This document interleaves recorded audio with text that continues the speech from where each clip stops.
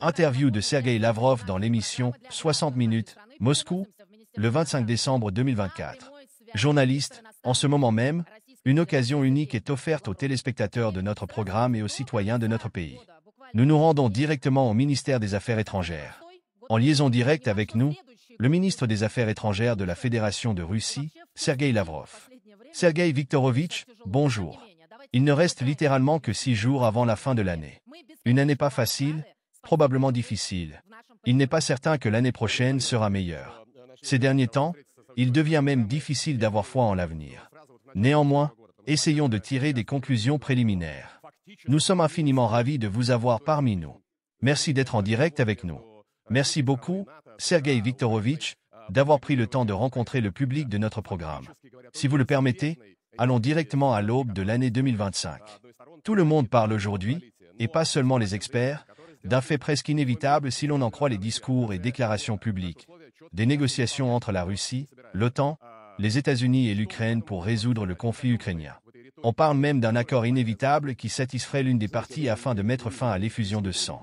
Cependant, d'après les déclarations faites par le président Poutine au ministère des Affaires étrangères à la fin de l'été, nos conditions sont claires et précises, et personne ne semble vouloir les respecter. Que pouvez-vous nous dire à ce sujet? Ne nous faisons-nous pas des illusions avec cette rhétorique autour des négociations? Sergueï Lavrov, vous savez, je pense que nous ne nous faisons et ne nous sommes jamais fait d'illusions quant aux perspectives d'un règlement facile de la crise ukrainienne, car il est depuis longtemps évident pour tout observateur impartial qu'elle ne peut être résolue que dans le contexte d'accords garantissant la sécurité et la stabilité en Europe.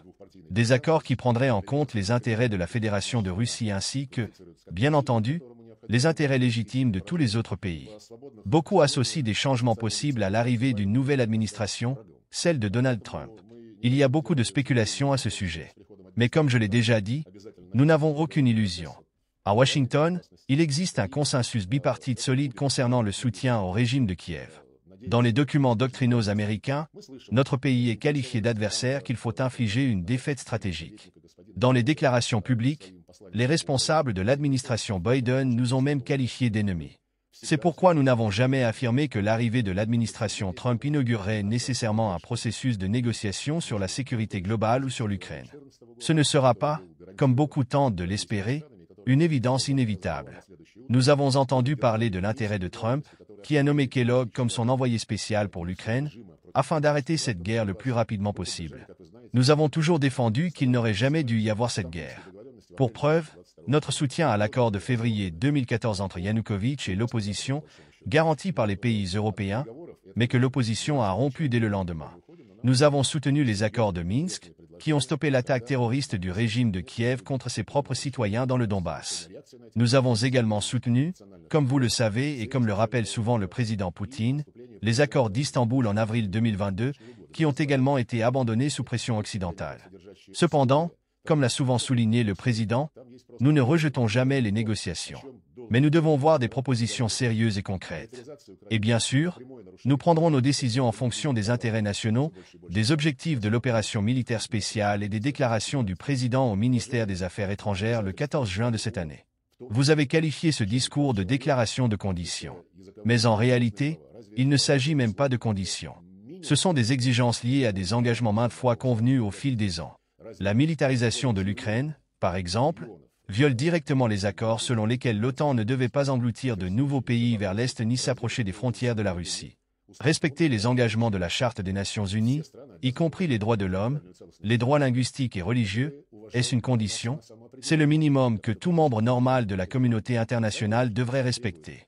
La volonté des régions de la République populaire de Donetsk, de Louhansk, de Kherson et de Zaporijia, exprimée par référendum, est-elle une condition? Non. La charte de l'ONU stipule clairement que les États doivent respecter l'intégrité territoriale des pays qui respectent le droit des nations à l'autodétermination. Et le plus important, la charte exige de respecter l'intégrité territoriale des États dont les gouvernements représentent toute la population vivant sur leur territoire. Peut-on dire que le régime nazi de Kiev, qui a fait de l'éradication de tout ce qui est russe son objectif principal, représente les intérêts de la population de la Crimée, du Donbass ou de la Novorossia? C'est clair, les principes formulés par le président Poutine ne sont pas des conditions préalables. Ils découlent du droit international. Quant aux discussions actuelles en Occident et en Ukraine, Elle porte exclusivement sur un cessez-le-feu, dont le but est de permettre au régime de Kiev de se réarmer avec l'aide de l'Occident et de relancer de nouvelles tentatives pour exécuter les ordres de leur maître visant à infliger une défaite stratégique à la Russie.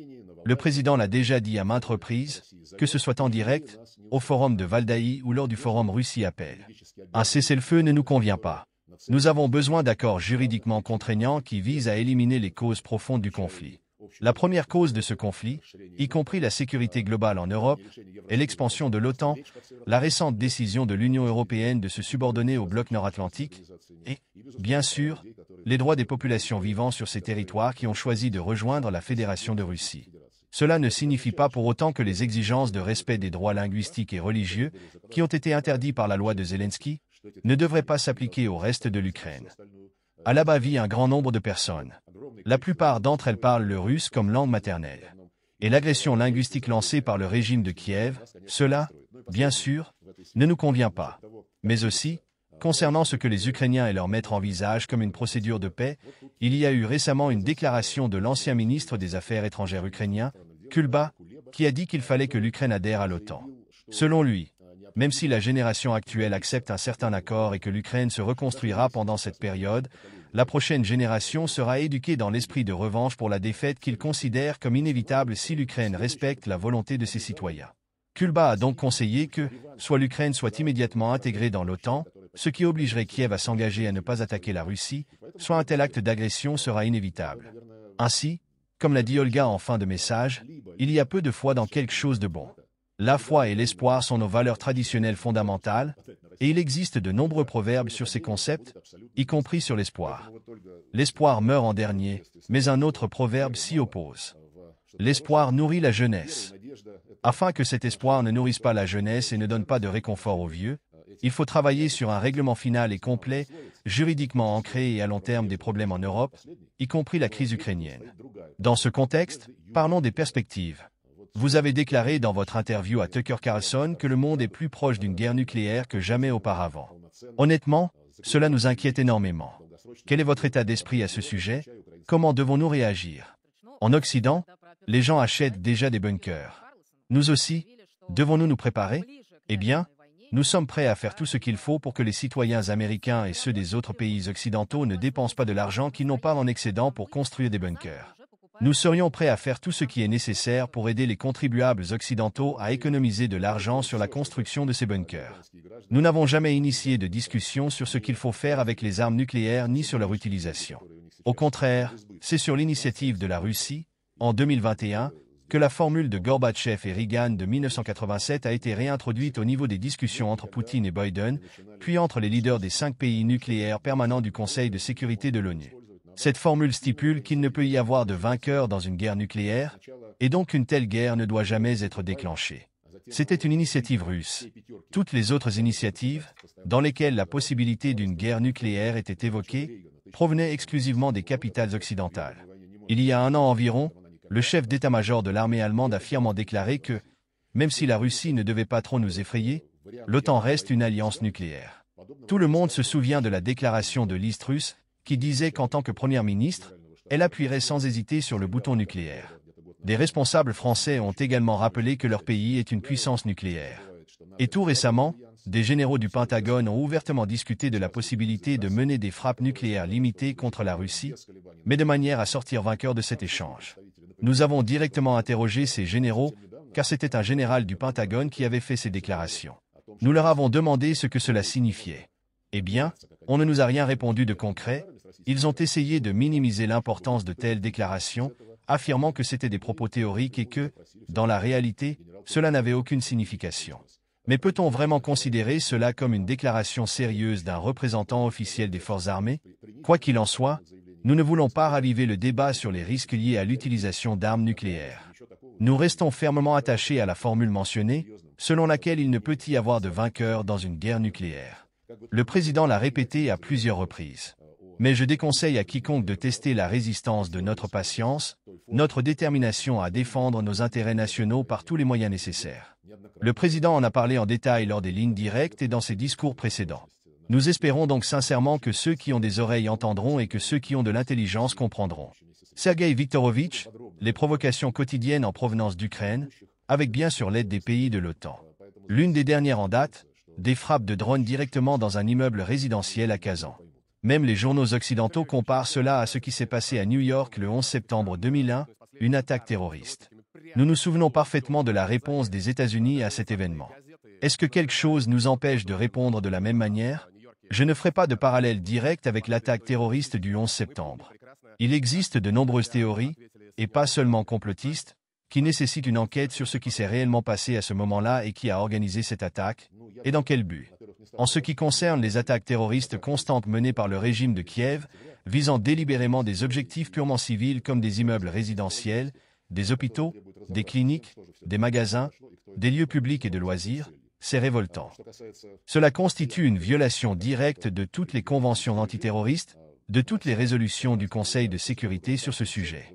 Bien entendu, en plus de la condamnation que nous exprimons, malheureusement, à laquelle personne ne se joint pratiquement en Occident et aucun responsable d'organisations internationales, y compris l'ONU, l'OSCE, l'UNESCO et bien d'autres, ne se joint, nous ne nous arrêtons pas là.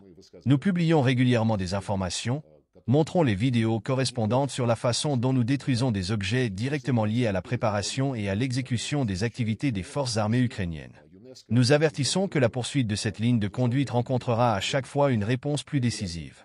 Et, pour être honnête, autant que je puisse comprendre, étant une personne non militaire, les pertes pour la machine de guerre de Kiev ne sont pas seulement la réponse à ces attaques terroristes, mais aussi, en général, pendant les derniers mois de l'opération militaire spéciale, elles sont très significatives. Et puis, il n'est pas nécessaire d'agir immédiatement après une frappe banditiste dans la région de Kouïsk, de Briansk, de Belgorod, il n'est pas nécessaire d'agir dès le matin suivant. On peut attendre un peu, nous sommes des gens patients, mais parfois, vous savez, il faut mesurer cette fois et couper une fois. Il faut mesurer de manière à couper pour de bon. Merci beaucoup, Sergei Viktorovitch, si possible, à propos du FICU.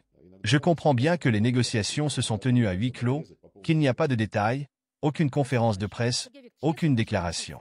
Mais si vous avez quelque chose à communiquer à nos téléspectateurs, quelques détails ou nuances.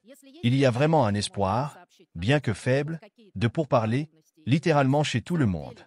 Le FICU est arrivé, et Orban semble être une personne raisonnable. Où en sommes-nous à ce sujet? Vous savez, je ne dirais pas qu'aucune information n'a été donnée, car le Kremlin a fourni des informations, Dmitri Peskov a commenté. Et il n'y a pas de grand secret à ce sujet. Le FICU a directement déclaré que la raison de sa visite, la raison immédiate, était la fin imminente du transit du gaz russe à travers l'Ukraine, ce que Zelensky a déclaré publiquement à plusieurs reprises et dont il s'est même vanté. Ils ont discuté des options qui permettraient de continuer à faire parvenir du gaz au pays, comme la Slovaquie, la Hongrie, l'Autriche, qui, d'après ce que je comprends, sont intéressés par cela. Il s'agit de leurs intérêts économiques. Cela n'a rien à voir avec les engagements pris dans le cadre de l'Union européenne. Ils sont poussés à respecter une politique étrangère unifiée et une politique de sécurité commune, mais les livraisons de gaz n'ont rien à voir avec cela. Elles concernent la situation normale dans le pays pendant l'hiver, afin que tout ce dont les citoyens, l'industrie, le secteur social ont besoin fonctionne correctement. Et c'est justement l'action de Zelensky qui crée des problèmes pour les pays européens. Il y en a beaucoup qui se vantent de vouloir rompre cette dépendance à la Russie, comme Ursula von der Leyen l'a dit. Vous vous souvenez? Elle a déclaré que le gaz naturel liquéfié américain coûte moins cher à l'Allemagne que le gaz russe.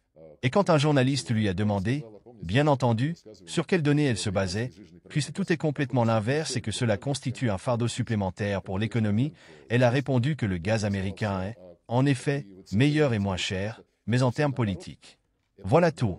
La volonté et la capacité d'exécuter les ordres de l'éléphant qui avance, et autour de lui, eh bien, il n'est pas encore en marche, pour l'instant les ânes à Washington sont encore les démocrates, mais les éléphants républicains viendront bientôt et on verra comment les mouches se positionneront autour d'eux. D'ailleurs, à propos du gaz, tout récemment, Zelensky a déclaré dans une interview que lorsqu'on lui a demandé pourquoi il ne soutenait pas la Slovaquie, eh bien, il a d'abord insulté la Slovaquie, la Hongrie et bien d'autres personnes raisonnables. Et quand on lui a demandé pourquoi il ne donnait pas son accord pour le transit, puisque la Slovaquie pourrait acheter du gaz directement à la frontière entre la Russie et l'Ukraine, et que le gaz slovaque passerait alors par l'Ukraine, ou bien hongrois, ou celui de quelqu'un d'autre, il a répondu Non, car si eux le faisaient, ils paieraient quand même la Russie pour le gaz qu'ils recevraient à notre frontière. C'est du financement de la guerre. Si seulement ils insistaient sur le fait qu'ils recevraient du gaz à la frontière, et que le gaz serait transformé du russe en slovaque, mais qu'ils ne paieraient pas la Russie pour ce gaz jusqu'à la fin de la guerre, alors on aurait pu y réfléchir. Mais vous comprenez, l'esprit de cette personne, bien sûr, incompréhensible pour des gens normaux. Je pars d'ailleurs du principe que nous n'avons pas besoin de commenter chaque éternuement de Zelensky, d'autant plus qu'il éternue régulièrement, et que tous ces éternuements sont différents en fonction de son état de santé. Et d'ailleurs, parmi ces récentes perles, il y a cette déclaration il y a environ 2 semaines, lorsqu'on lui a demandé ce que la Russie devrait faire pour résoudre la crise, il a publiquement dit que la Russie devrait faire 3 lettres. Quelques questions plus tard, dans la même interview, il a déclaré que oui, au 2e sommet après Bürgenstock, lorsque nous aurons préparé l'ultimatum, la Russie devra être invitée à ce sommet et se voir présenter nos exigences. Mais si l'on met en parallèle ces 2 déclarations, l'une sur ce que la Russie devrait faire pour résoudre la crise et l'autre sur l'invitation de la Russie au second sommet, je pense qu'il a, dans la première de ces phrases, clairement désigné le nom et le but de ce sommet. Sergei Viktorovitch, de brillants commentaires exhaustifs sur la situation. Bien sûr, j'aimerais encore poser une question rapidement.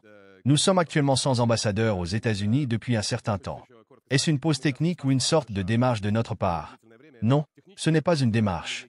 D'ailleurs, les Américains, en parlant de la nouvelle nomination, ont déclaré qu'ils accueillaient favorablement la nomination d'un professionnel qui a consacré la majorité de sa carrière aux relations soviéto-américaines et russo-américaines. La date de départ est prévue en fonction des délais optimaux pour l'arrivée du nouvel ambassadeur à Washington, en tenant compte du fait que dans 3 semaines à peine aura lieu l'inauguration de Donald Trump. Donc, il n'y a aucune politique là-dedans. Sergei Viktorovitch, si possible, brièvement sur le personnel. Avez-vous réussi à décorer le sapin de Noël? L'ambiance est-elle de Noël? L'ambiance est combattante, car pour le nouvel an, il ne faut pas se détendre. Il y a des politiciens sérieux et des analystes qui ne excluent pas que pendant les vacances de Noël, et notamment pendant la période de Noël orthodoxe, on puisse attendre de tout, que ce soit des nazis de Kiev ou de leurs instigateurs occidentaux. Mais nous essayons de rester dans un état d'esprit combatif, en observant activement les événements, en analysant la situation, et bien sûr, nous essayons de célébrer cette fête. Juste après notre interview, je vais me rendre à l'arbre de Noël qui se trouve dans notre hall d'entrée, et c'est un arbre des vœux. Mes adjoints et moi essayons de participer activement à cette très noble initiative. Il est clair que, fin de la publicité, le ministre des Affaires étrangères Lavrov. Merci.